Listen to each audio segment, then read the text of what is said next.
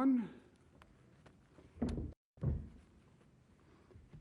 It's our pleasure to be at the Upstate Medical Center today. Let me thank all the nurses and doctors here for their extraordinary work and what they've done. Doctors and nurses from Upstate Medical Center made themselves available all across the state, and they were really fantastic. So we thank them all very much. It's a pleasure to be with Mayor Walsh and County Executive McMahon. I thank them for being here. I thank President Dewan for his hospitality. We have with us today from my far right, Dr. Howard Zucker, our State Health Commissioner, who's been doing outstanding work. To my right, Michaela Kennedy Cuomo, youngest of my three. I thank her very much for being here. She was going to come with us yesterday, but she had an appointment with her pillow that could not be broken, despite an executive order. To my left, Secretary Melissa DeRosa. To her left, Gareth Rhodes. First, again, I want to thank all the nurses and doctors here and all across the state and the country who've done just truly, truly extraordinary work. Thank you for being with us this afternoon. This morning, I wanted to make sure I could watch the hearing that was going on in Washington to see if there was anything that we could learn. Today is day 75. Feels like a lifetime, but it's 75 days since we had our first case. You can see so far so good in terms of the continuing decline in the total number of hospitalizations in the state. On the 3-day rolling average also, the number of intubations is down, and that's really good news.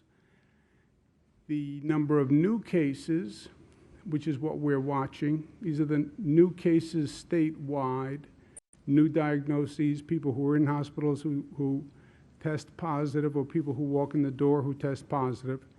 It's much, much better than it was.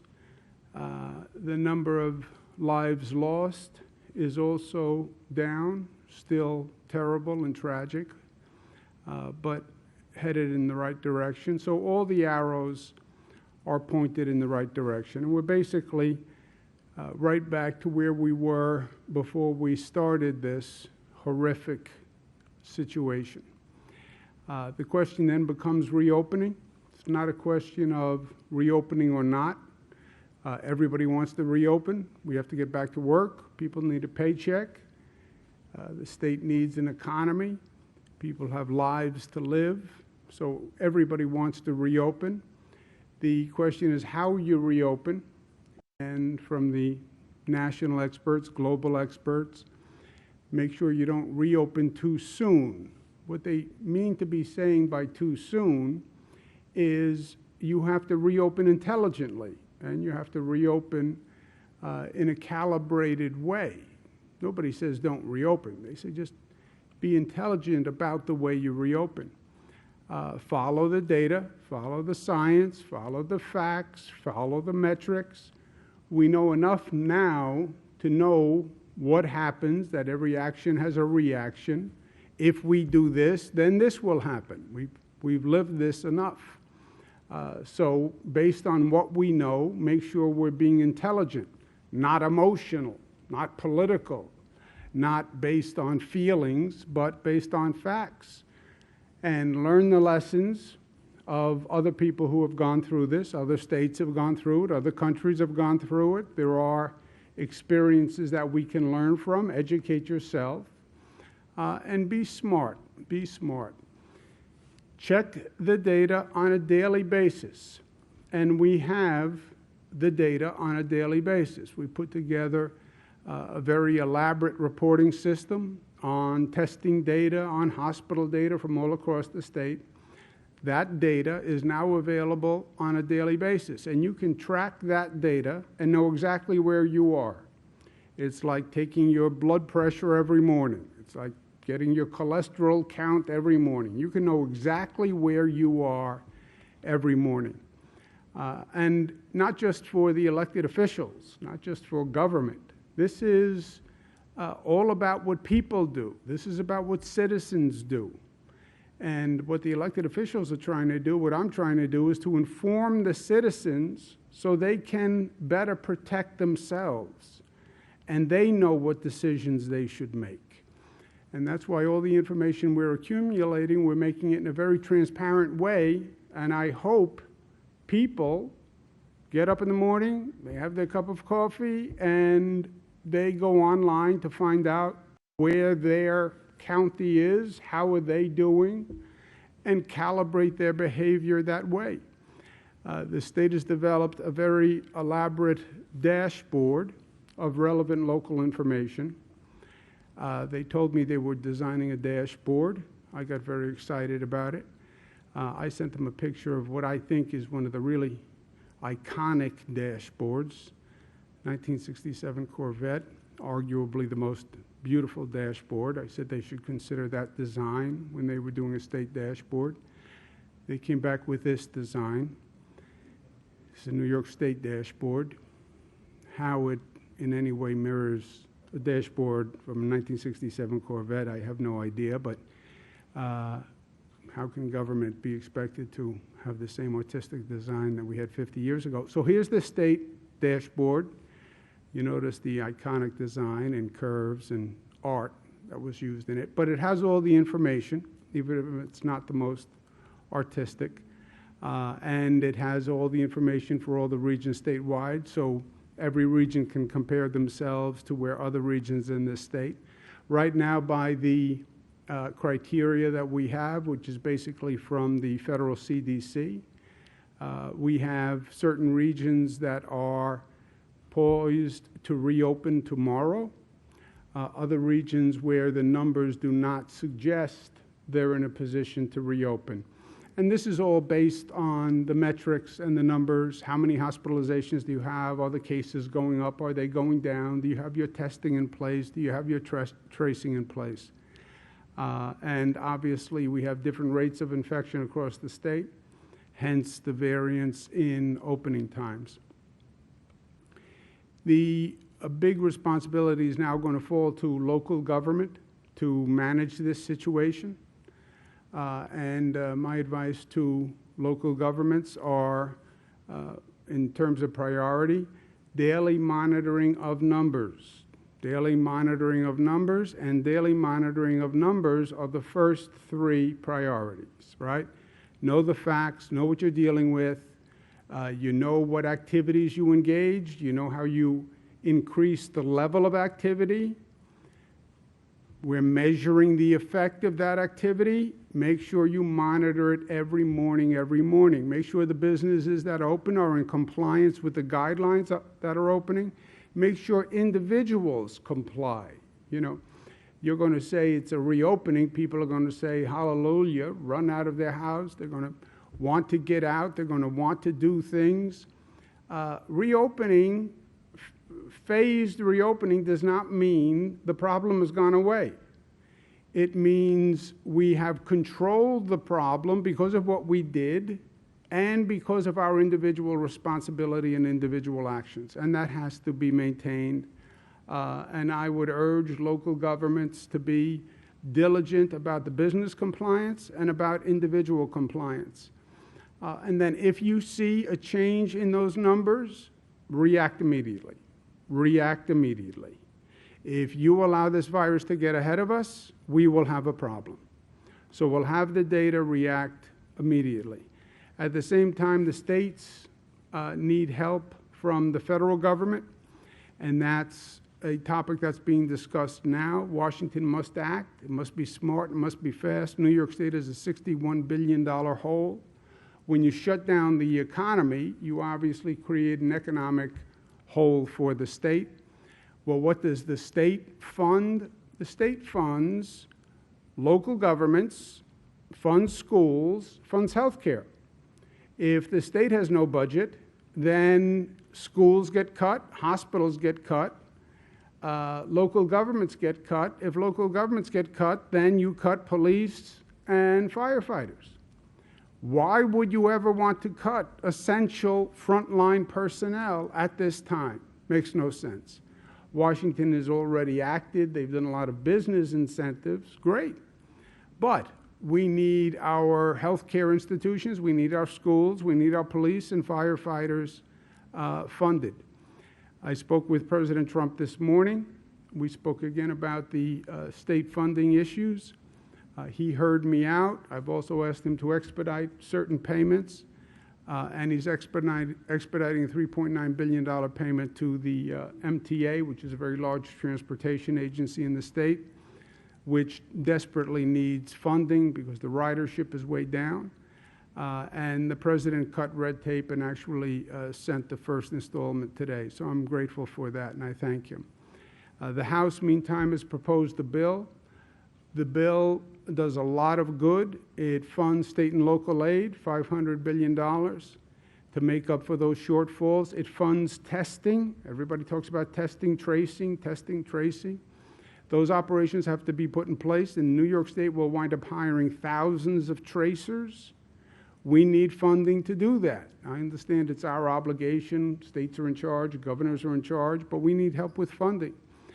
And the House bill repeals the SALT tax change that was made in Washington about 3 years ago. And that tax change that they made cost New York State billions. The House bill repeals that change, which is a significant benefit to this state. And ironically, the states that were most hurt by SALT are the states that have the most pain from the COVID virus. So repealing SALT actually is, in my opinion, the best thing you can do to help the states that are now battling the COVID virus. In New York State, the SALT repeal increased our taxes $12 to $15 billion, just New York State. We now pay $12 to $15 billion more every year to the federal government, believe it or not. So that would be a major boost. But Washington has to act, no delay, no special interests getting priority or special treatment here. And when we're doing these corporate bailouts, make sure we don't make the mistake we made in 2008, where we gave corporations large bailouts and the corporations took the money and paid themselves with the money. I was Attorney General at the time. I brought cases against corporations that took the bailout and gave themselves all a pay raise. Why should the American taxpayers now bail out corporations unless they're going to rehire workers? I'm afraid you're going to see corporations that will not hire back the same number of employees. They're going to use this pandemic as a way to restructure or get lean. If a corporation is going to take government money, they should rehire the same number of workers they had before. I did an op-ed in the Washington Post to that effect. But I believe that should be a condition across the board.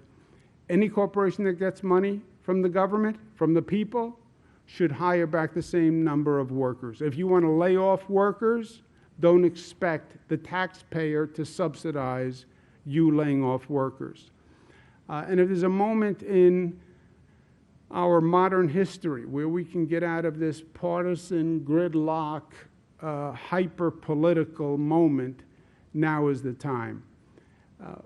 My position of funding for state governments is not a Democratic position. There's an organization called the National Governors Association. It's Democratic governors, it's Republican governors. The chairman is a Republican governor. I'm the vice chairman. And the NGA, National Governors Association, in a bipartisan way, is urging Washington to pass the relief for state and local government. So there's no red or blue here, right? It's red, white, and blue. Also, at the same time, we went through all this pain. People talk about reopening. I want to set the bar higher. It's not about just going back to where we were. Let's use this as a moment to grow and to get better. Let's learn from the pain that we went through. And I talk about reimagining New York, and let's use this as a moment to reimagine our education system, our telecommuting, our telemedicine, a better public transportation system, a better public health system. and take this experience and grow from it, right? Life will knock you on your rear end. That's true. But do you get up, and do you get up smarter? And that's the moment we're at. One of the lessons we learned, and I was speaking about it in the hearing today, we should never again be in the position where we don't have medical equipment, where we're facing a pandemic, we're facing a major public health issue, and we don't even have basic equipment for nurses and doctors. And so much of it came from China, and governors such as myself are trying to figure out who do we know in China to get masks for nurses in our hospitals. I mean, it was terrible what we went through. It's a matter of national security. And I want to make sure that we in New York are actually leading the way. Let us start manufacturing here in this country, in this state, masks and gowns and drugs and the ventilators and the tests we need. And let New York start, and we already have. But we should never again as a nation have to scramble the way we scrambled. We are now aggressively courting businesses, incentivizing businesses to build, to manufacture medical equipment here in this state. And the state will partner with corporations to do that. So if you want to start, grow your business, expand your business, manufacturing masks and gowns is not the most difficult situation technologically. The volume is the problem, the quantity. But we want to develop that here in this state. And then with this virus, we must remain vigilant because we're still learning. Facts are in many ways still continuing to change on us. And while we're learning, the virus is still learning also. We have a situation that is serious and concerning, which is these COVID-related illnesses in children. Department of Health is now looking at 110 cases of a COVID-related illness in children. It's similar to what they call Kawasaki disease or toxic shock-like syndrome. We've lost a 5-year-old, a 7-year-old, and an 18-year-old girl to this disease. New York State and Department of Health are at the forefront nationally, if not internationally, in looking at this. And the Department of Health, good work of Dr. Zucker, they've had a number of telephone conferences, web conferences. 16 other states now see cases that they're investigating once Department of Health explained what they've been looking at. 6 European countries are now looking at the same situation. And I expect this is only going to grow. Parents should beware, and parents should be informed of this. The key is prolonged fever. And then you see on the chart the other symptoms that parents should look for. Also, it tends to present in children who were exposed to the COVID virus and actually now have the antibodies from the COVID virus or still test positive for the COVID virus. So if you have a child who has a fever, who you think may have been exposed to the COVID virus, a person who had the virus or you found out later came down with it, and you see these symptoms, then you should take action. New York State has published today online the first in the nation criteria for healthcare professionals to isolate, define, identify this syndrome, and test for it. But it is very important. Right now we have it affecting children from less than 1 year old, so infants to 21 years old. Okay, that's it. When you look at over the 100 cases, that's the span, which is obviously a very frightening development. There's more information on the website. Last point, point of personal opinion. I'm the governor of the state of New York, and I take that responsibility very seriously. I'm honored to be governor. I work at it 7 days a week, 24 hours a day. But in many ways, before being governor, I am a son, I'm a brother, I'm an uncle, and I'm a father. And as a parent, as a father, I just want to make sure I'm communicating, especially this last situation, to the people of the state and beyond. This virus has been ahead of us every step of the way. I can't tell you how many quote-unquote facts I was told that then changed, right? When the virus started, the virus was coming from China. Everybody was looking at China. Turns out the virus came from Europe, and nobody told us. When this first started, if you had the disease and recovered, you then had antibodies, and you were immune. My brother had the virus, recovered, so he had the antibodies. We were told, well, then you're immune from getting it again. And we had plans to have people who tested for the antibodies, they could go back to work because they were immune. And the facts changed. You know what? Maybe they're not immune, or maybe they're only a little immune, or they're partially immune. Then we were told children are not affected by the virus. That was the only good news, by the way, in the whole first evaluation. Children aren't affected. Okay, now maybe children are affected, and we just didn't know it. Okay, well, what do we know now? Well, we're studying 100 children from 1 to 21. Okay, Michaela, my daughter, is 22. Well, we only have people up until 21, so she's okay. Yeah, until we have someone who's 22, or 23, or 24. So the facts change. I have done my best to give people the information that I know.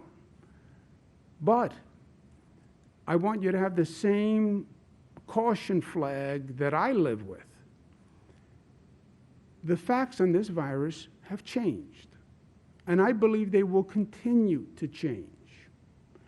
So take this all with a grain of salt, and my basic point is, do not underestimate this virus. It has beaten us at every turn, and it has surprised us at every turn.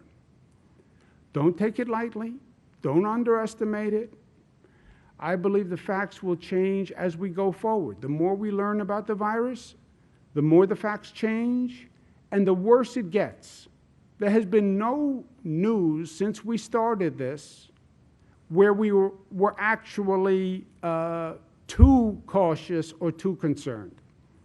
All the news has been bad as far as I'm concerned. So with all this information, with all government is doing, hearings in Washington, all this, you know who's going to protect you? You are. You know who's going to protect Michaela, 22 years old? Michaela being informed. Michaela understanding. I like to think with a little advice from a parent, which she discounts 99%, but maybe 1% of the advice communicates. Michaela's graduating from college this year. They closed the college. She said, you know, a lot of people are having parties and they're having graduation light events. Should I go? You know, 22, you can't tell them anything at 22. I couldn't tell them anything at 21, 20, 19. But I said, well, here's the facts. This is what we know. And is it worth the risk to do it? And Michaela's made all the right decisions. But every parent, every child, it's your job to understand and protect yourself. And I just urge caution, because everything I say, I tell you everything I know. But I'm also telling you, there are things we don't know yet. And how do you protect yourself from those things? Just be cautious, be diligent. wearing a mask, wearing gloves, staying away from gatherings. I know they're inconvenient, but God forbid, just God forbid. I've talked to too many families who have lost people. I've talked to too many families who lost people who were not supposed to be lost to this virus, right? This was just about vulnerable people, senior citizens, comorbidities. Yeah, but then how do you lose a 40-year-old who had no symptom of anything, right? Children were not affected. Yeah, until children are affected. So, caution to everyone. And whatever I know, I will communicate. But again, it's about you, protecting you, and I heartily recommend caution and diligence. Questions? Governor, the state website today posted what looks like guidelines, a breakdown of industries for phase one, and basically an agreement businesses have to fill out. Would you explain that process, speak to business owners across the reopened regions of the state about what they need to do? Yeah, let me give you the general outlines. Melissa or Gareth or Dr. Zucker or Michaela can chime in. The phased reopening, phase one reopening for regions that hit certain numerical criteria. We talked about what regions are poised to hit that criteria tomorrow. And then with the phased reopening is construction jobs, manufacturing jobs, retail jobs, by these guidelines. And the guidelines are posted, and the guidelines are quite specific: social distancing, curbside pickup, in-store pickup. If you're a manufacturing facility, 6 feet, PPE provide to employees, etc. Those guidelines are then enforced and monitored by the local governments. To the extent there's any question for a specific business that these guidelines don't exactly fit, how does this work? They can call the quote-unquote regional control group, mayor, county executive, their local county executive, because they're going to be in charge of the compliance. And we understand one size does not fit all, so depending on pound of business, it may have to be customized. And how do I interpret 6 feet? This is how my business works. It doesn't really fit 6 feet. All those one-off issues, if you will be handled locally. We just have statewide overall guidelines, and any particular tailoring question, that should be done with the local governments. You want to add anything? No, that's correct. And we posted it, as you noted, last night. Today, we're doing our regional control meetings with the state to be able to answer questions of all the local leaders that will then get passed down to the businesses. Is there a backside to the process? Does the state or a local control group have to approve these filled out agreements by the businesses? This is the way that they demonstrate that they're adhering to the overall guidelines, and then it can be a check on the business afterwards. You said that this is the way you're going to maintain social distancing, that you're going to create a safe environment for your workers, and then if there's an issue on the back end, then you have the plan that they said that they were going to adhere to, and it's a way to hold them accountable. Governor, in the region, we've had about a week to prepare for reopening, and the phased approach is mostly for businesses and things like that. We're getting a lot of questions from people about social acceptability. Since we've demonstrated that we can be responsible and keep our infection rates down, is there any leeway from a social aspect? Can people go to their grandkids' house if they keep their distance? It seems like a lot of people are desperate for some social interaction. Yeah, look, there was never a law on social interactions, right? How I interact with Michaela is my business. I could have gone, I passed Matilda's law. Matilda's named for my mother. I have not seen my mother since this started, except on video devices. I could have. That's up to me. You know, this is your relationship. It's your interaction. It's your family. It's your friend. You know, we have guidelines. We have best practices. We can tell you what we think is smart, but that's up to individuals. And that's why I say inform yourself. I suggest caution, again, because this virus has only gotten worse the more we know. But there's no law or regulation that tells you how to interact with your personal relationships. That's up to you. I hope you do it smartly, but that's up to you. So how do you see these regions looking tomorrow when they wake up and they're in phase one? The businesses that choose to open, big question is how many businesses, big question to me is how many businesses choose to open tomorrow. But you know, for those businesses that choose to open, this is how retail stores will work: curbside pickup or in-store pickup, and then you can get the details on that. Manufacturing companies that want to open, this is how their employees, the PPE their employees would have to get. This is how it would have to look in the workplace: no gathering, social distancing, etc. And then we watch the numbers tomorrow, and we see with that increase of activity, how did people behave, and what was the effect on the infection rate, and then we go day to day. Governor, religious leaders, a lot of them I've talked to are feeling left out because they're not mentioned anywhere in your 4-phase plan. Now, while you didn't specifically close churches, I think a lot of them are looking for guidance. What can you offer to churches, temples, mosques as far as guidance for when they can start to reopen?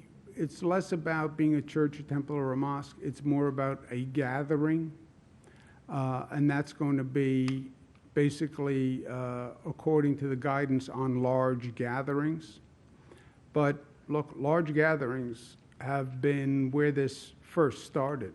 You know, we had the first quote-unquote hot spot, before they even called it a hot spot. We had the first big cluster in New Rochelle, in Westchester. There was no reason for it to be in New Rochelle and Westchester, suburban community. It was because one infected person went to a couple of events around a religious ceremony. But the last thing you want is 100, 200 people in close proximity. That is the last thing you want. That's why schools are such a challenge. How do you operate a school without a gathering? But that's the issue on the churches, temples, mosques. It has nothing to do with religion. It's the gathering. In regards to the Madison County outbreak at Green Empire Farms, more than half of the workers have tested positive, some living floor to a hotel room. One worker just lost her husband to the virus.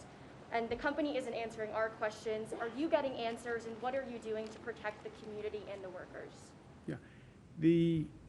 There are a number of outbreaks across the country in meat processing plants, right?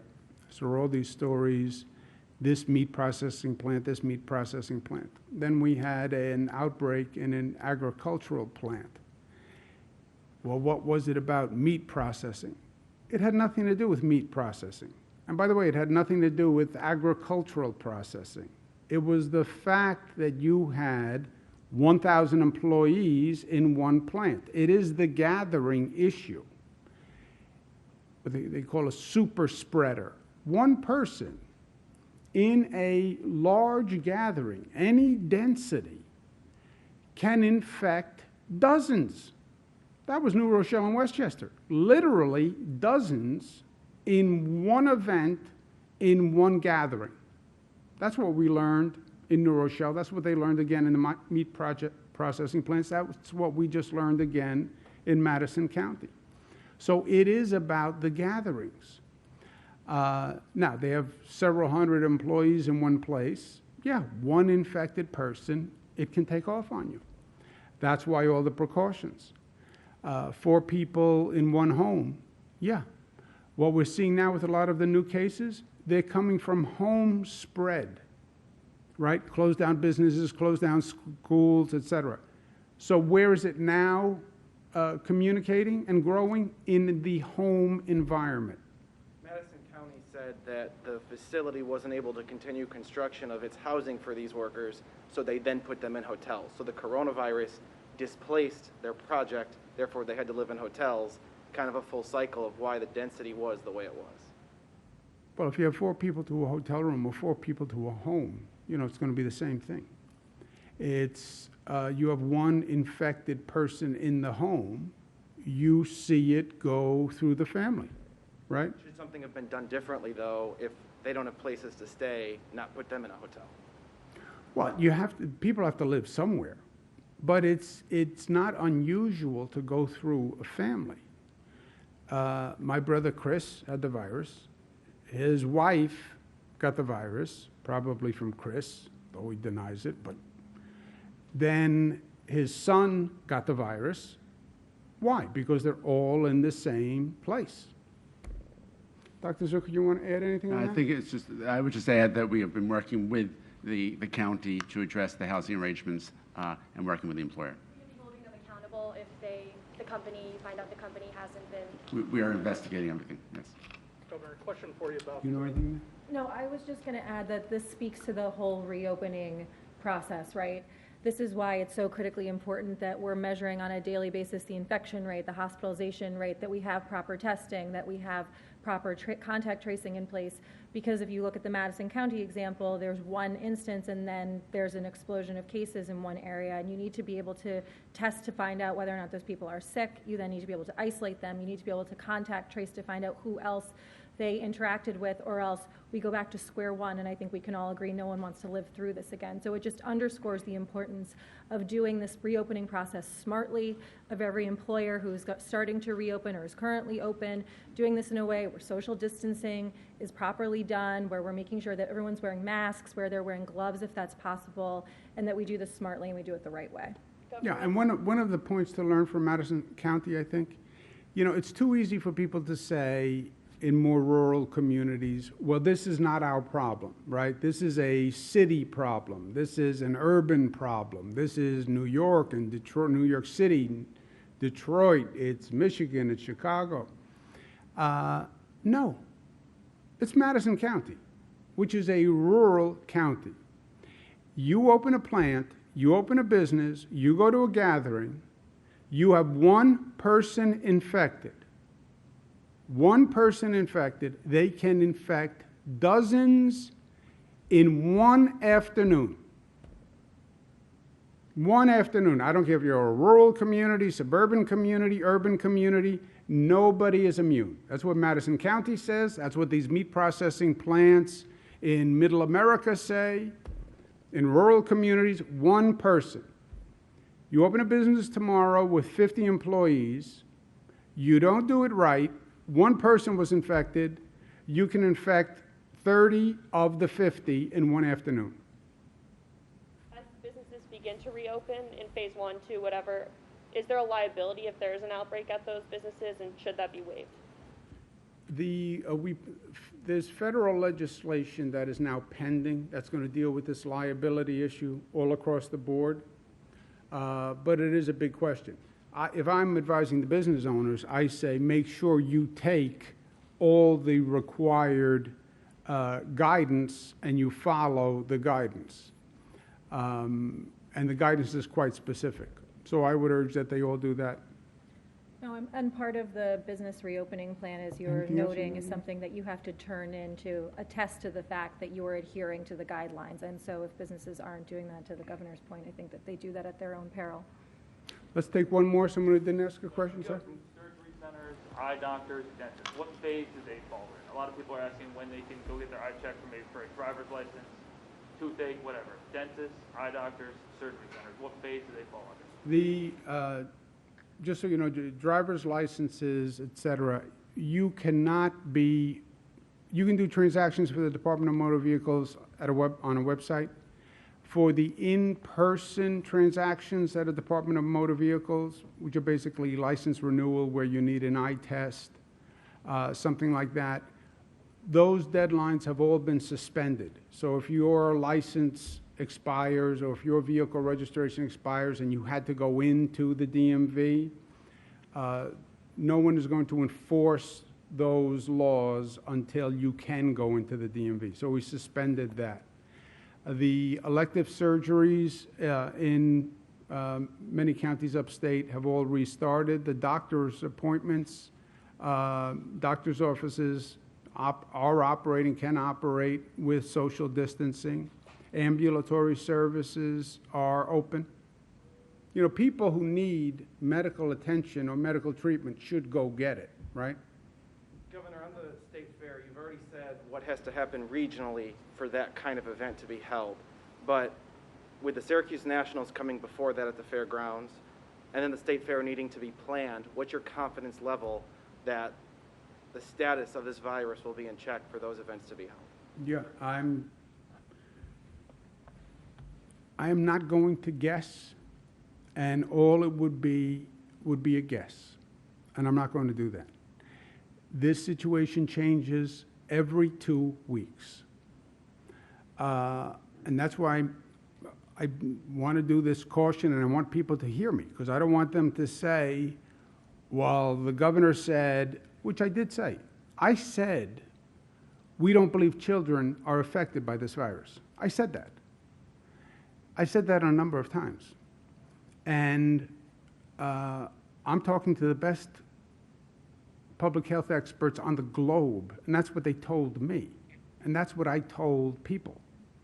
And now that turns out not to be true. I'm very wary of that, right? And I take that responsibility very seriously. Because when I say it's a fact, I present it as a fact, and a fact is a fact. What's happening here are facts are changing. So to say, here's what I think is going to happen in 5 weeks, 6 weeks, 8 weeks, this is where I think we are going to be in September for schools, no, burn me once. I'm not going to guess. I'm not going to opine. We'll make the decisions when we have to make the decisions because for planning purposes, et cetera. But let's see what the facts are at the last minute that we have to make a decision. What's the last minute for the Syracuse Nationals or state? Well, they have to tell me when their drop-dead date is, you know, that I would have to know by this date. I'm under the impression the Syracuse Nationals, that's tomorrow.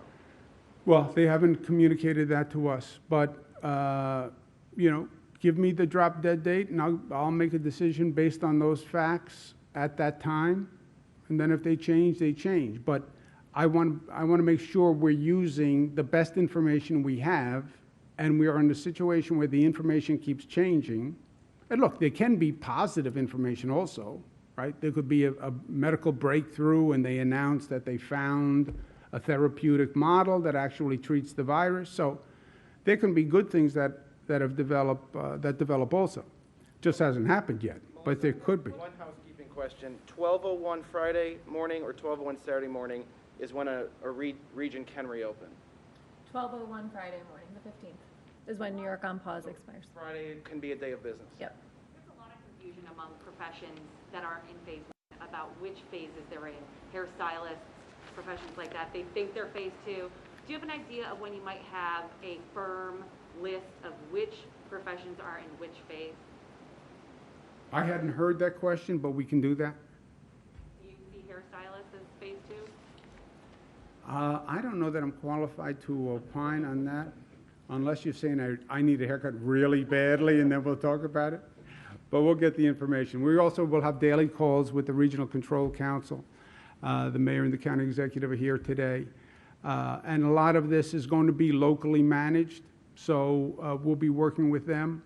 But, you know, the state, one of the beauties of the state, it's a little, we have 10 different regions. Each one is a little different, right? So each one of these situations has to be tailored to that community in that region. And that's why the county executives and the mayor are going to be so important in actually making it work in each region, and we'll be working together with them. So it's possible that different professions could be in different Well, no, a phases. hairstylist is going to be a hairstylist is going to be a hairstylist. I just don't know where a hairstylist falls. So I'm going to gracefully and artfully look to dodge your question on hairstylists until I can go back and get informed, and then I will have someone give you the answer. Thank you very much, guys. Thank you. Thank you. In-person DMV, is that phase one or two? I'm sorry? In-person DMV services? Phase That's one. not a phase. That's when we make a decision on which government agencies to open when. And we'll have a full list of the professions, hairstylist included, and what phases they're in. When you cancel events like camps and playgrounds and dance lessons, Same thing. They'll all be, they go by region. Camps go by regions. so that's Any their reaction decision? to members of Congress, Republican members of Congress from New York calling for an investigation into the nursing home situation in look, everybody, I would like to say that we are enlightened enough where this is going to be a period where we don't play gratuitous politics. But everybody makes their own decision. Thank you, guys. Thank you very much. Good to see you guys. Thank you. Thank you, Mr. President. Thank you.